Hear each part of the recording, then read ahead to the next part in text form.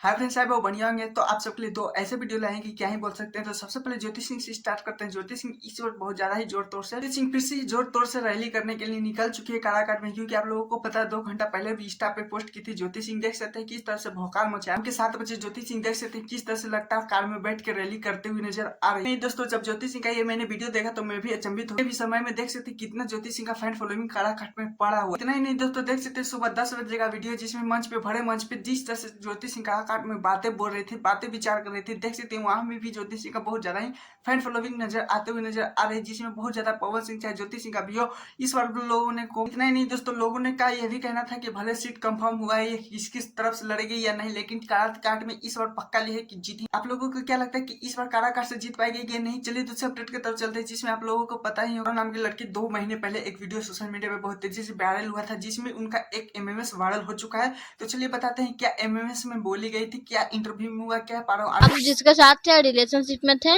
तो वो हमको दोस्तों, जब पारो आरती जब मंच पे वायरल हुई थी उससे पहले भी उनका एक बॉयफ्रेंड था, जिसमें बहुत ज्यादा ही ट्रोल होने लगे, जिसमें उनका एमएमएस वायरल करते हैं। क्योंकि दोस्तों पारो आरती 3 महीने का प्रेग्नेंट हुई थी। ये सबसे पहले तो ये वीडियो देखिए। क्या इस बीच में आपका कभी बच्चा रहा है?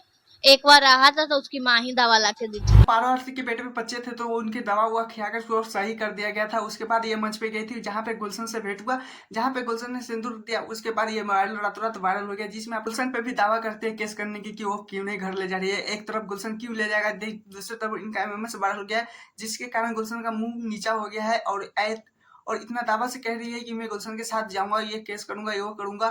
इंडस्ट्री में दोस्तों क्या ही बोल सकते हैं, लड़की का सबसे पहले तो एमएमएस वायरल होता है, उसके बाद कुछ कुछ वो लगता है, उसके बाद केस भी उल्टा कर देते हैं, जैसे रोशन मैगी में हुआ, जैसे पवन सिंह के साथ हो रहा था। कि ये बहुत ज्यादा ही लड़कियों का भोजपुरी इंडस्ट्री में हो चुका है।